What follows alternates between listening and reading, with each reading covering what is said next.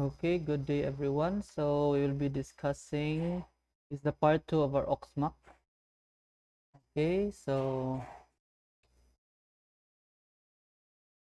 our topic will be automatic filters, auto backwash filters. Okay, so ball filter is one of the well-known um, manufacturers or builders of auto backwash filters. So the uninterrupted continuous operation of internal combustion engine places high demands on the cleanliness of the supplied fuel. So it is only when this defined grade of purity remains constant that the low-dependent fuel supply by the injection system can be ensured. So consumption minimized and trouble-free engine operation guaranteed through uniform operating pressure. So to achieve all this, efficient automatic filters are needed. Okay, so we have here a fuel system made by ball filter.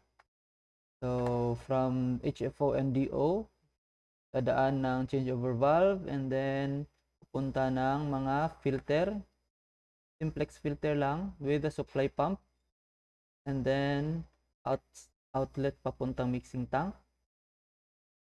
And then may recirculation valve dyan sa taas. That is the supply system.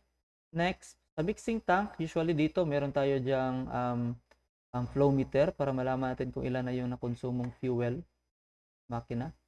So we have mixing tank and then outlet ng mixing tank papunta to another filter for the booster pumps. Okay? And then dadaan ng heater and then viscometer, viscosity control. So the viscosity will be measured and then if it pag malapot siya masyado, bibigay siya ng signal sa heater na magdagdag ng heating. And then after that, dadaan dito sa ating auto backwash filter. This is the auto backwash filter. And then yung mga nilinis mong mga medyo madumi na fuel is pupunta ng overflow tank. Okay, outlet ng auto backwash filter is papunta na ng main engine. And then if ever nagloko yung auto backwash mo, meron kang spare na simple filter or bypass filter. So yan. So the newly developed ball filter automatic type 6.21 sets new standards in terms of the precision of the filtration result, so the efficiency of the auto backwash unit as well as the price performance ratio. So it is distinguished by the lowest flush volumes and minimum pressure loss as well as low service and maintenance costs. Although technically and functionally of the highest standard, its simple and robust construction makes it extremely reliable, economical, and durable. So ito yung marami silang designs. So, isa ito sa mga designs nila. But some of their designs are candle type filters. Yun yung usual talaga. Pero parang ganito rin din yung parang yung principle niya. So una, papasok yung fuel dito sa ibaba. And then, papasok ng filter. And then, lalabas ng filter. Tapos may screen pa. Separate screen pa. Tapos malinis na yung pupunta ng main engine mo. And then ito is para siyang scraper na lahat ng dumi na didikit dyan sa gilid ng ating strainer or filter is scrape niya kasi umiikot yan.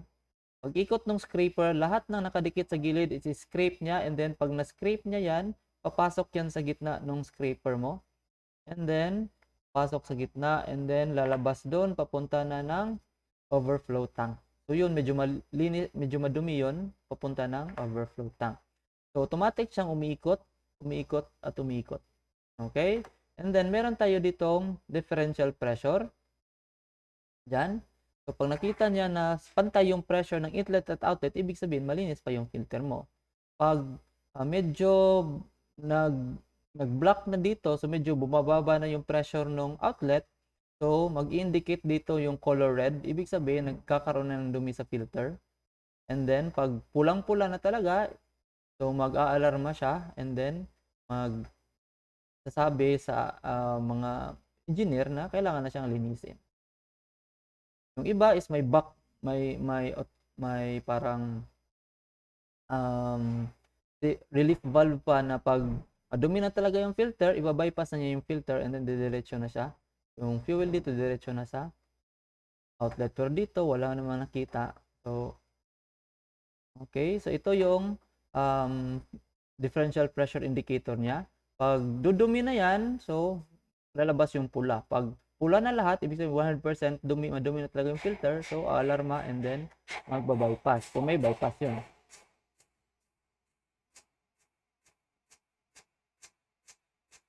Okay. The switching contact or alarm contact. Ayan. So, yung filter. So, the fuel enters the filter housing 1 through the inlet flange 2 located at the bottom. It flows through the integrated filter element 3 from the inside of the outside. So, particles of dirt carried in the flow are retained in the filter element 4. So, the clean fuel passes the filter outlet 5 and is fed from there to the engine. So, iba ng picture nandito ah. So, the backflush unit is stationary 6. Ito yung 6. During filtration, the flush valve 7. Wala ba dito? Wala dito. Flush valve 7 is closed. A differential pressure gauge registers the rising pressure drop between the dirty and the clean side with a growing layer of dirt on the filter medium. Yan. When the differential pressure reaches a preset threshold value, the backflush cycle is automatically initiated. So, pag may differential pressure na, automatic tatakbo na yung ating backflushing. So, dito, iba ata. So, yung ibang mga design is, meron silang pressurized air, pneumatic, na yung air na yon is yun yung magsiset ng backflush unit in motion simultaneously opening the backflush valve 7. So, iba yung picture. Hindi ito yon. So, rotating flushing arm 10 with longitudinal gap 11 openings at the end. Outer end passes appropriately sized opening in the main body of the filter. May video naman tayo nito and then nakita nyo naman yon. So, yun na yung ibig sabihin niya. Okay, yan. So, meron din tayong ganito. Ito yung iba, ito yung candle filter. So, papasok. Okay. So, candle filter, papasok yung maduming fuel. And then, dito, papunta sa candle filter and then lalabas dito. Okay. Yan. And then, umiikot to. Ito, nakita nyo naman sa video, ito yung umiikot. Diba? Ito. So, pag ikot niya, kung saan yung may outlet nito. Sa papunta ng ilalim. Yan. Sabihin natin ganyan. Umiikot yan kung sino yung candle filter na dalawa pala yan. Ito yung sa kabilang side sa ilalim. Konektado din yan dyan. Yan. So, kung sino yung dadaanan niya na butas na candle filter, yun yung magbaback flashing. So, yung langis sa labas is papasok naman kasi ito patatakpan ng butas ng candle filter mo. Pero sa taas, meron niyang daanan. Papasok sa gitna nung kanyang shaft. And then, babagsak doon sa ilalim. Parang ganito, babagsak na yung ilalim. Tapos, in case na kuha na talaga, yung duming-dumi na talaga, so, meron tayo ditong relief valve, yan. So, pag nagbukas yan, automatic na yung fuel mo, di na dadaan ng filter, kasi pag madumi na yung filter, dito na siya dadaan, papunta doon sa labas. So, yung relief valve niya. Pag madumi talaga. Pero pag hindi pa naman madumi, so automatic ito yung auto backwash. Nag-backwashing yung ginagamit natin itong sa gitna. Yan. Ito yung link ng video. Pag pinindot ko, yun. Nag-play pala. So, yan.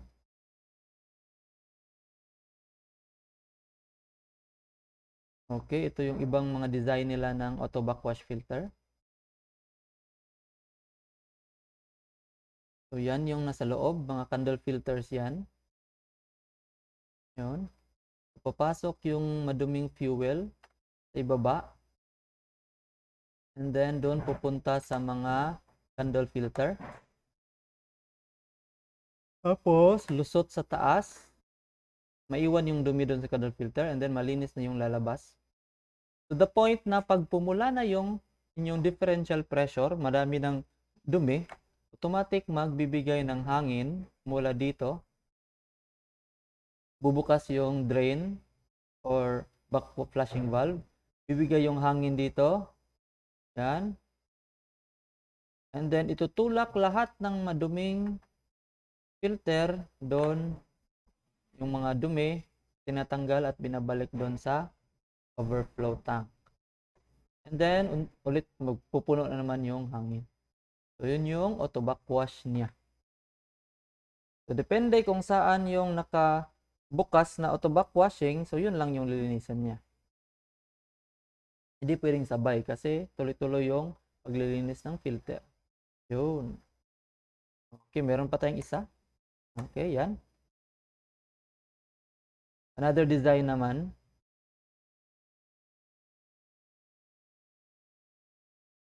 Okay, usually ito ginagamit sa mga lube oil naman. Pero pwede na naman gamitin sa fuel oil. So lube oil, auto backwash filter. So dadaan yung kuan, then iikot yung parang blades, yung propeller niya, parang propeller yan. So itutulak kasi ng oil, so iikot din yon. And then makapasok yung madumi, pero matatrap siya sa loob ng candle filter. And then makakalabas yung malinis na langis. So, tuloy-tuloy yung ikot niya kasi sa ilalim, tinutulak ng langis yung parang propeller niya. So, ikot din to. Mechanically, tapos kung sino yung dadaanan niya, siya yun yung magba-back flushing na part na filter. So, both sa taas at sa baba, kakaroon ng back flushing. Yan. So, this is for the ball filter, automatic filter. Safeguard measures, ito yung pag ang dumi-tubi na talaga ito, napapaikot yan dahil sa flow ng, so ito rin napapaikot dahil sa flow ng langis. Yan. So what if ang dumi-dumi na talaga? So, anong gagawin niya? Automatic magbubukas yung relief valve niya kasi di na kaya ng filter and then lalabas na yung maduming, pero may outer screen pa siya, parang strainer pa. So, para medyo ma-strain pa rin kahit na nag-bypass ka na. Okay? So, let's go with another brand. We have here the Alpha Laval. Ang kagandahan dito sa Alpha Laval is nandito na yung auto backwash mo, nandito na rin yung standby filter mo. And then, nandito yung changeover valve mo. So, naka-built-in na lahat. Okay, so anong nasa loob niyan? Marami yung mga disk. Ito yung disk niya. So, yung maduming fuel is dadaan dito sa gitna ng disk and then lalabas doon sa kabilang side. So parang ganito, nasa gitna ng disk, papasok, tapos matatrap dyan yung dumi. And then lalabas dito sa kabilang side yung malinis na filtered oil na, malinis na fuel. And then maraming mga disk yan, ganun yung mga process nila. Papasok yung oil dito, pupunta doon sa gitna ng disk, lalabas sa outer disk, and then pupunta sa main engine. Yan. Well, sa kabila naman, ito ay manual lang ito na ito yung auto backwash filter, ito yung manual na standby filter. And then meron tayong valve dyan, pwede natin i-change over from this part to this part or vice versa. So yan, patong-patong yung mga disk na yan, tapos papasok sa gitna yung madumi and then lalabas yung malinis sa labas. Yan. So yan, palabas yung dumi. Tapos may dalawang parte di butas dito na ito yung pa-reverse yung flow naman. So papasok yung fuel and then itutulak niya yung maduming mga impurities dun sa gitna papunta ng upper part ng backwash filter. So ganito. So papasok dito yung madumi tapos lalabas yung mga malinis. Tapos, may dalawang part dyan. Saan ba dito kaya? Ito, pabalik ko lahat eh. So, may dalawang part dyan, dalawang butas dyan na yung pressure sa labas is patulak papunta sa gitna. And then, aakyat. Yan. Ito ang forma niya pag tinanggal mo. May upper part, may lower part ng mga disc. Yan. Ito yung housing niya. Tanggalin mo yan, cover. So, ganito yan. Pag pumasok dito, papasok dyan sa gitna, and then lalabas dito, and then malinis na siya. Okay? Tapos, may dalawang butas na may iba naman yung flow.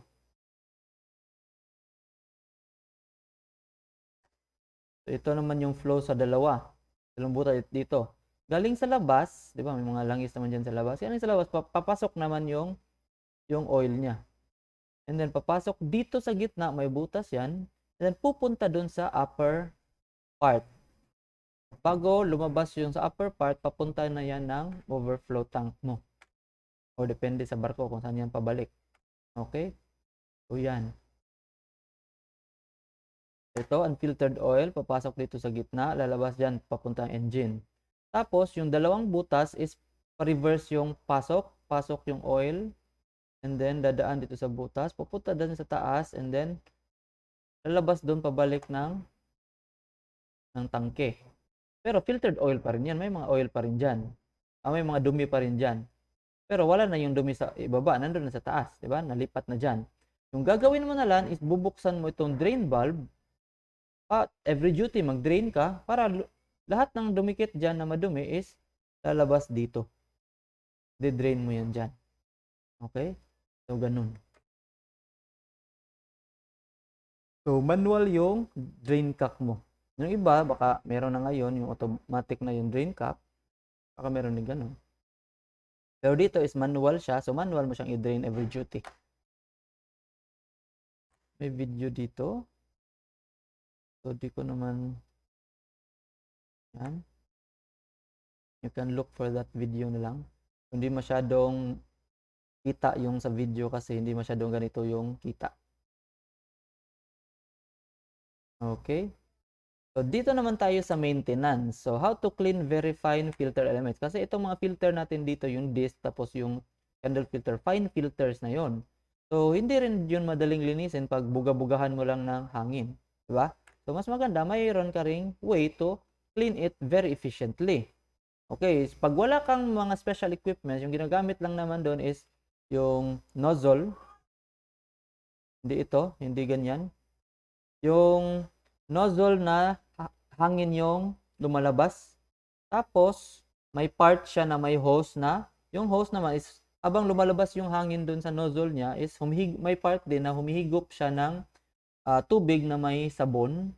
Tapos yun yung ipampalinis mo doon sa mga filter. Kaya lang, mano-mano siya. Tapos hindi mo sure kung talagang nalilinis siya. Diba? Pwede mong tingnan sa ilaw siguro kung, uy, medyo malinis na ata to or okay na to. Diba? Pero may mga dumi kasi na hindi kita ng mata. So, yung ibang barko is kumuha sila ng, gumagamit sila ng tinatawag nating ultrasonic cleaning. So, ano ba yung ultrasonic cleaning? So, the power of sound, ika nga, sabi nila. And then, ginagamit din na rin pala siya sa mga beauty devices. Pero, sa barko, ginagamit din to, the power of sound. So, this is your ultrasonic cleaner. Yan. Yung ultrasonic cleaner, ginagamit dito sa mga medical. So, binababad nila dyan yung mga utensils nila sa medical. And then, nililinisan ng ultrasonic cleaner. So, paano ba siya gumagana? So, meron tayong tinatawag na ultrasound. So, meron tayong infrasound, mababa pa sa 20 Hz. Yung acoustic, yan yung naririnig ng tao. Meron din tayong ultrasound na high frequency na, hindi na natin naririnig. Okay? So, paano nila ginamit yung ultrasound na yan? So, ultrasonic cleaning principle. So, yung ultrasonic vibration producing high-speed voids. Diba? So, yung tubig, nilagyan nila ng ultrasonic. Tapos, para siyang nag-vibrate yung tubig. Okay? And then, yung tubig na yun is magke-create siya ng mga cavitation bubbles. Okay? Tapos, yung bubbles na yun is nag-i-implode. Kung void siya, nag-explode yung void, parang nag-compress, parang ganun. So, parang yung implode kasi, parang kabaliktaran ng explosion. Explosion is palabas yung buga, yung pagsabog. Yung implosion naman is paloob, papasok yung pagsabog. So, yung bubbles na nakikreate during the ultrasonic vibration is nagkakaroon siya, nagiging cavitation bubble siya, and then nag-i-implode siya sa loob ng device mo. Tapos, pag implode niya, yung mga dumi, the implosion disintegrates the debris. So, sinisira niya yung mga dumi sa filter and then tinatanggal niya. Okay? So, ganun. Yan. So, cavitation bubbles. Lalagyan din yan ng solution or detergent para mas effective yung pagtanggal ng mga dumi. So, yan. Meron tayong vibration na nangyari dahil sa sound. Tapos, nilalagyan ng solvent. Tapos, may cavitation pa. May sumasabog dyan na pa-implode yung sabog niya hanggang sa yung dumi na yon is natatanggal and then na lilinis mo yung binababad mo dun. Usual binababad sa barko is yung mga filters. Yan, cavity bubble. Yan. So, may video tayo dito. Check ko lang kung pwede ba.